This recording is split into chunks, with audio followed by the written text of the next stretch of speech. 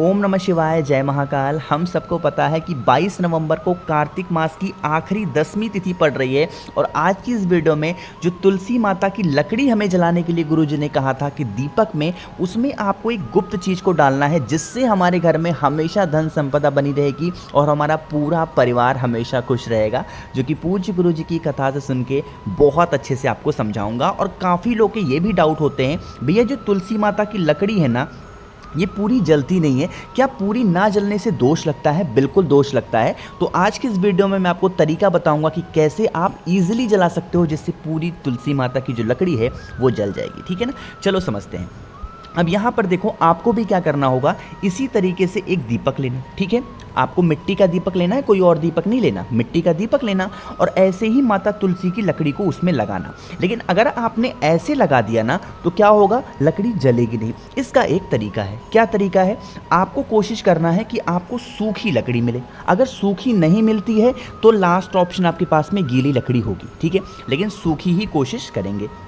अब उस लकड़ी में क्या करेंगे, आप लोग के घर में रुई होगा, रुई कह लो, कॉटन कह लो, जो भी कहना हो, रुई लेना और इस लकड़ी में ना तुलसी माता की जो रुई होगी अच्छे तरीके से इस लकड़ी में लपेट देना। पूरा एंड तक लकड़ी में आपको लपेट देना होगा। ठीक है, लपेट दिया। देखो, कुछ लोग बहुत पतला लपेटते हैं, पतला लपेटोगे तो तुलसी माता की जो लकड़ी होगी जलेगी नहीं। थोड़ा सा मोटा लपेटना। ठीक है, मोटा लपेटने के बाद क्या करोगे, आप अपने पास से थोड़ा सा कपूर घर में होगा और इस पूरे लकड़ी में आपको थोड़ा थोड़ा कपूर लगा देना। देखो, कपूर वाली बात गुरुजी ने नहीं बताई है, ना ही गुरुजी ने बताई है रुई लपेटने की। ये चीज़ें मैं अपने तरफ से बता रहा हूँ ताकि लकड़ी अच्छे तरीके से जल जाए, क्योंकि आधी अधूरी जलेगी फिर कहोगे भैया जलती नहीं है। ठीक है ना, तो थोड़ा सा कपूर लगा देना। कपूर लगा दिया और उसके बाद इस दीपक में क्या करोगे, घी भरोगे। ठीक है, पूरा अच्छे तरीके से ऊपर तक घी भरोगे और जो घी होना चाहिए गौ माता का घी होना चाहिए, कोई और घी नहीं चलेगा। इस उपाय को मत करना, वो चलेगा बट इसमें गौ माता का ही घी पड़ना चाहिए। ठीक है, वरना दोष लगेगा। घी डाल दिया, तुलसी माता की लकड़ी तैयार हो गई, आपने कपूर लगा लिया। इसको लेकर के अब जाओगे कहाँ पे, सारा खेल यहीं से स्टार्ट होता है। मैंने पिछली वीडियो में आपको बताया था कि आप चाहें तो महादेव के मंदिर में जा सकते हैं, वरना आप चाहें किसी देवता के मंदिर में। काफ़ी लोगों ने उस पर कमेंट किया, भैया महादेव के मंदिर में तो तुलसी चढ़ती नहीं है। देखो, थोड़ा सा यहाँ आप लोग अपना कॉमन सेंस लगाया करो। हमें महादेव के शिवलिंग के ऊपर नहीं चढ़ाना है कुछ भी, आपको चढ़ाना कुछ भी नहीं है, सिर्फ जलाना था। बट अब यहाँ पे लोगों को डाउट था, तो आप महादेव के शिवलिंग के पास मत जाना, किसी भी देवता के मंदिर में जाओ। ठीक है, अब वो देवता कोशिश करेंगे भगवान विष्णु का मंदिर हो तो वहाँ पे जाओ तो सबसे अच्छी बात होगी, वरना किसी भी देवता, भगवान हनुमान जी का मंदिर हो, चाहे भगवान कृष्ण का मंदिर हो, भगवान राम का मंदिर हो, ठीक है, किसी भी, लेकिन वो देवता का ही मंदिर हो, वहाँ पे जाना और इस तुलसी की लकड़ी को जो मैंने बताया है उसको वहीं पे जलाना। ठीक है, हाथों में मत जलाना, नीचे मत जलाना, कोई प्लेट लेकर के जाना, कटोरी लेकर के जाना। जलाने के बाद में जिस भी देवता के मंदिर में आपने जलाया है उनकी आरती उतारेंगे उसी तुलसी माता की लकड़ी को जला करके। ठीक है, जलाने के बाद में वहीं पर जलती हुई जो तुलसी माता की लकड़ी होगी वहीं पर रख देंगे। जीवन की जो तकलीफें होंगी वहाँ पे कह देना। कार्तिक मास की 10वीं तिथि को तुलसी माता की लकड़ी से जो भी व्यक्ति आरती कर लेता है उसका जीवन सफल होता है। कभी भी उनके घर में या फिर उनके पूरे परिवार में कोई भी संकट नहीं आते। ऐसा मौका हमेशा नहीं मिलता है, कार्तिक महीने में ही होता है। तो ये आखिरी 10वीं है, ये मौका बिल्कुल भी मत छोड़ना, है ना। अब बात करते हैं कि भैया जो आपने लिखा था कि तुलसी के उसमें दीपक में हमें कौन सी चीज़ को डालना चाहिए, अब यह उपाय दूसरा है। समझते हैं ये दूसरा उपाय आपको कैसे करना होगा। अब ये समझते हैं कि इस उपाय को अगर आप करोगे तो फ़ायदे क्या होंगे। पहला उपाय का फ़ायदा था धन संपदा, दूसरे उपाय का जो फ़ायदा होगा वो आपकी इच्छा पूर्ति के लिए होगा। कोई भी इच्छा अगर आपकी अधूरी है तो वो पूरी होगी। ठीक है, चलो समझते हैं। स्क्रीन पर आपको कमल गट्टा दिख रहा होगा, तो एक कमल गट्टे लेना, बहुत ज़्यादा नहीं, मात्र एक कमल गट्टे लेना। तांबे का लोटा लेना। कार्तिक का महीना है, कमल गट्टे का उपाय हमें ज़रूर करना चाहिए। इसके अंदर कमल गट्टे को डाल देना। इस तांबे को लोटे को साथ ही साथ आपको थोड़ा सा एक चुटकी काला तिल लेना होगा, बहुत ज़्यादा नहीं, एक चुटकी काला तिल लेना। लेकिन इस काले तिल को इस कलश के अंदर नहीं डालना है, सिर्फ इस कलश के अंदर जल होना चाहिए और एक कमल गट्टा, और उसको लेकर के महादेव के शिवलिंग के पास जाना। फेस रखेंगे उत्तर दिशा, नॉर्थ डायरेक्शन, और उसके बाद क्या करेंगे, पूरा का पूरा जल कमल गट्टे वाला महादेव के शिवलिंग के ऊपर समर्पित करेंगे कुंदकेश्वर महादेव के नाम से। कौन से महादेव? कुंदकेश्वर महादेव के नाम से। जितनी चीज़ें, जितने भी उपाय आपको बताऊंगा, सारे उपाय शाम के टाइम पे प्रदोष काल में ही करने हैं, सुबह एक भी उपाय नहीं करना, है ना। चढ़ा दिया।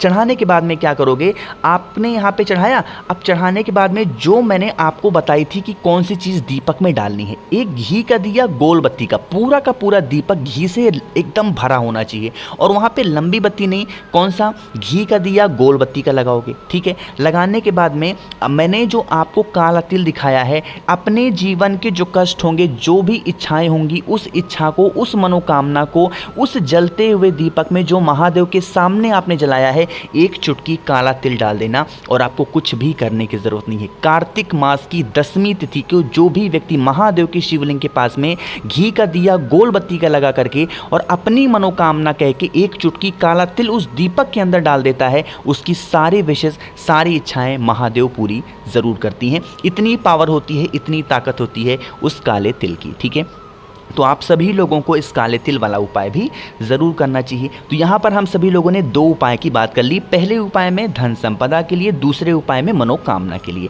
अब हम तीसरे उपाय की बात करते हैं, और यह तीसरा उपाय होगा लड़ाई झगड़े के लिए, है ना। कि अगर आपके घर में क्लेश बहुत होता है, लोग आपकी रिस्पेक्ट नहीं करते, इज्जत नहीं करते, चाहे आपके हस्बैंड हो, आपकी वाइफ हो, आपके बच्चे हों, माँ बाप हो, कोई भी हो, अगर बहुत लड़ाई होती है ना, इस काम को करेंगे। यह उपाय भी कार्तिक मास में किया जाता है और मैंने कई बार बता रखा है। कल है बुधवार का दिन, यानी कि कौन से भगवान का दिन है, बालाजी का। क्या करोगे, आपको लेना होगा इस तरीके से कच्चा सूत। ये उपाय बता चुका हूँ, बट लोग गलतियाँ कहाँ कर रहे हैं अभी आपको समझ में आ जाएगा। कच्चा सूत लेना। अब इस कच्चे सूत को ऐसे ही बड़ा सा नहीं लेना है, इस कच्चे सूत को हल्का सा हाथों पर रगड़ के इसको कैंची से काट करके 108 बत्ती काट लेना। कितनी बत्ती काटोगे कच्चे सूत की, 108 बत्ती काटोगे। और उस 108 बत्ती को जैसे काट लोगे, ऐसे करके लंबी काटोगे ना, और उसके बाद इसको आपस में मिक्स कर देना। इस 108 बत्तियों को आपस में मिक्स करना, थोड़ी सी मोटी बत्ती कर लेना। इस 108 को सिर्फ एक बत्ती बनानी है हमें। ठीक है, रगड़ करके हाथों से एक बत्ती मात्र बना लेनी। ठीक है, बनाने के बाद में इसको लेकर के चले जाएंगे कहाँ पे, भगवान हनुमान जी के मंदिर में जाएंगे और बालाजी के नाम से इस उपाय को करना होगा। कौन से भगवान, बालाजी के। अब यह उपाय भी शाम के टाइम पे करोगे, प्रदोष काल में बजरंग बली के मंदिर में जाना। कोशिश करेंगे एक कौन सा दिया बनाएंगे, आपको आटे का दीपक बनाना। ठीक है, बनाने के बाद में चाहे मिट्टी का मिल जाए, आटे का, जो भी हो, वहाँ पर जाओगे और उस दीपक में सरसों का तेल भर देना। अच्छे तरीके से पूरा का पूरा सरसों का तेल भरना। सरसों का तेल नहीं है तो घी भी इस्तेमाल कर सकते हो। जो आपने 108 से एक बत्ती बनाई है उसको रखना। जीवन के जो कष्ट होंगे, आप पे घर में जो भी व्यक्ति लड़ाई झगड़े क्लेश मारपीट करता है, उसका नाम और गोत्र बोल करके, बालाजी का स्मरण करके, बालाजी का ध्यान करके उस बत्ती को जला देना। कभी भी आप पे घर में लड़ाई झगड़े नहीं होंगे, कभी भी आप पे घर में क्लेश नहीं होगा। हमेशा आपका पूरा परिवार खुशी के साथ रहेगा। समझ में आई बात मेरी ना। तो यहाँ पर इस पूरी वीडियो में हम लोगों ने 3 उपाय की बात कर ली है। जो पहला उपाय मैंने आपको बताया तो वो है धन संपदा के लिए, दूसरा उपाय इच्छा पूर्ति के लिए, तीसरा उपाय बताया वो था लड़ाई झगड़े के लिए। अब यहाँ पर हम लोग चौथे उपाय की बात करने जा रहे हैं, जो कि है बीमारी के लिए। कोई भी इंसान आप पे घर में काफ़ी दिनों से बीमार पड़ा हुआ है, उसकी बीमारी ठीक नहीं हो रही है, इस उपाय को करेंगे। लेकिन अब ये उपाय कैसे करना है उससे पहले जल्दी से सभी लोग वीडियो को लाइक कर दीजिए। कुछ पूछना हो नीचे कॉमेंट सेक्शन में पूछें, और जितने भी लोग इस आवाज़ को यानी मेरी आवाज़ को पहली बार सुन रहे हैं तो चैनल को सब्सक्राइब करेंगे। ठीक है, अब बुधवार का दिन है, बालाजी का दिन है, तो आपको क्या करना है, इस तरीके से लेना होगा पीपल के पत्ते। कहोगे भैया कितने पत्ते लेंगे, तो 5 पीपल के पत्ते लेना। ठीक है, लेकिन वो 5 पीपल के पत्ते कोमल लेना, बहुत मतलब टाइट वाले नहीं, बिल्कुल कोमल जो नहीं होते हैं वही लेना।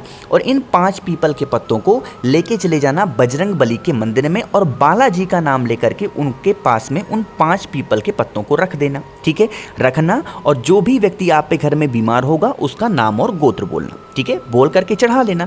चढ़ाने के बाद में जो 5 पीपल के पत्ते आपने यहाँ पे चढ़ाए हैं उनको उठाना। ठीक है, और उठाने के बाद लेके चले जाना आप अपने घर में।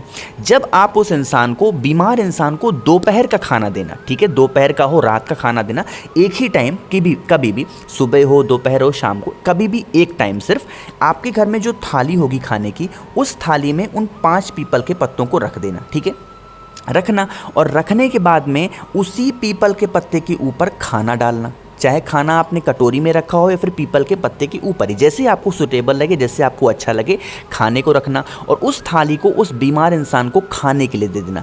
पीपल के पत्ते के ऊपर इंसान खाएगा, उसकी जो बीमारियां होंगी बालाजी का नाम लेकर के सारी की सारी बीमारियां उसकी कहाँ चली जाएंगी उसे खुद भी पता नहीं चलेगा। ठीक है, जब वो इंसान भोजन कर ले, खाना खा ले, तो उन 5 के 5 पीपल के पत्तों को उठाना, किसी भी पेड़ के नीचे, चाहे पीपल का पेड़ हो, वट का पेड़ हो, किसी भी पेड़ के नीचे ले जा करके उन 5 पीपल के पत्तों को रख देना। आपके घर की जो समस्याएं होंगी खत्म होंगी, खासकर बीमारी से रिलेटेड जो भी प्रॉब्लम होगी वो तो खत्म होगी होगी। ठीक है, तो करके ज़रूर देखना इस उपाय को, बालाजी आप लोग की जितनी बीमारियां होंगी वो सारी सही ज़रूर करेंगे। ठीक है, कोशिश की मैंने आप सभी को अच्छा समझाने की। तो वीडियो पसंद आई हो तो लाइक करेंगे, और हाँ, अगर आपको मुझसे फ़ोन पे बातें करनी है तो आप हमें इंस्टाग्राम या फिर फेसबुक पे फॉलो कर सकते हैं।